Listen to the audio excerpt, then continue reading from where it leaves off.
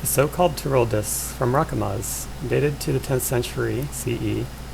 In the medieval Hungarian writings, Turul is referred to as a falcon by both Anonymous in the Gesta Hungarorum and Mark of Celts in the Chronicon Pictum.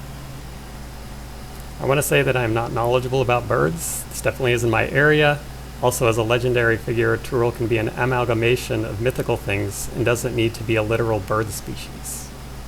However, these discs appear to depict vultures. Their long necks and thin long heads. Eagles, hawks, and falcons don't have this type of elongated neck.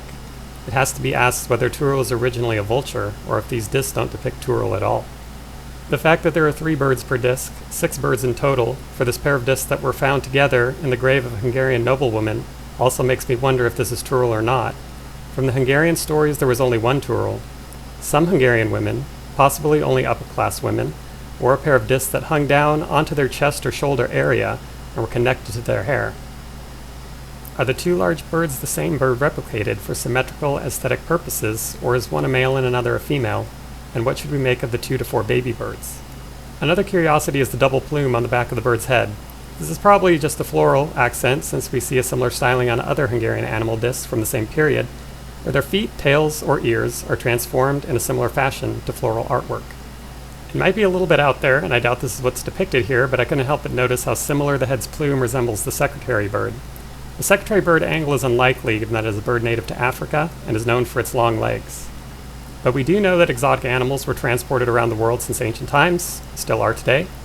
The Romans transported lions, rhinos, crocodiles, hippos, cheetahs, monkeys, elephants, bears, tigers, leopards, panthers, zebras, and ostriches to Rome for blood sport games in the Colosseum.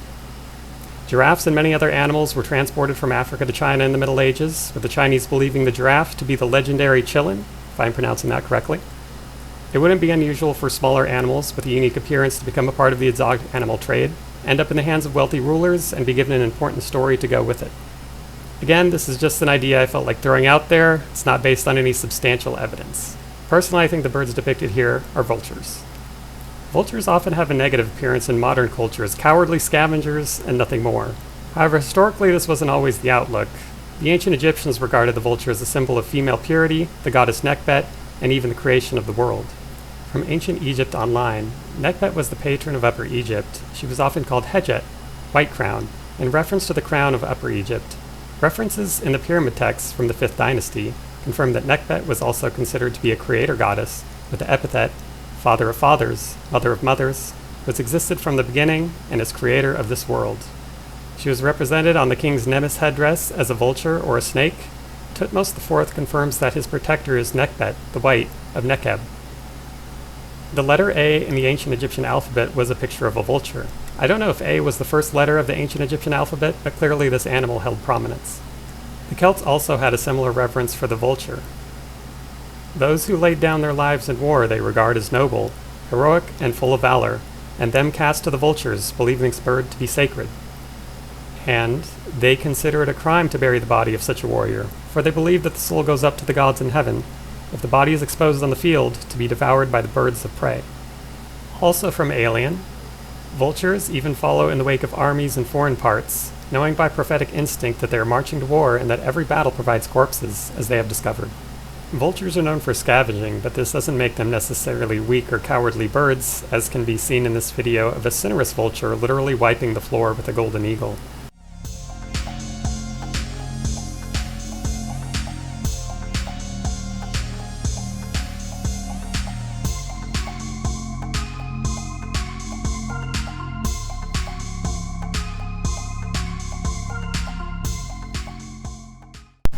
Despite the fact that the Hungarians didn't overlap with ancient Egypt in any way, I found it easy to compare these discs of what is possibly Turul to Nekhbet in several respects. One of the symbols associated with the vulture goddess Nekhbet was the lotus, which can be seen in this ancient Egyptian stone portrait. Turul appears to be holding a similarly styled lotus in its mouth. Nekhbet also wears the Atef crown, which was the white crown of Upper Egypt, flanked by 2 feathers. Likewise, Turul has 2 similar-looking feathers, or lotus symbols, flanking a stem coming from its head.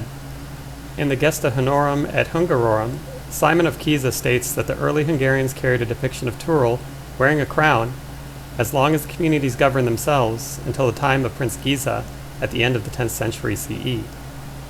It hadn't occurred to me until making this comparison with Nekhbet, but maybe the stem flanked by two feathers or lotus symbols is the crown itself.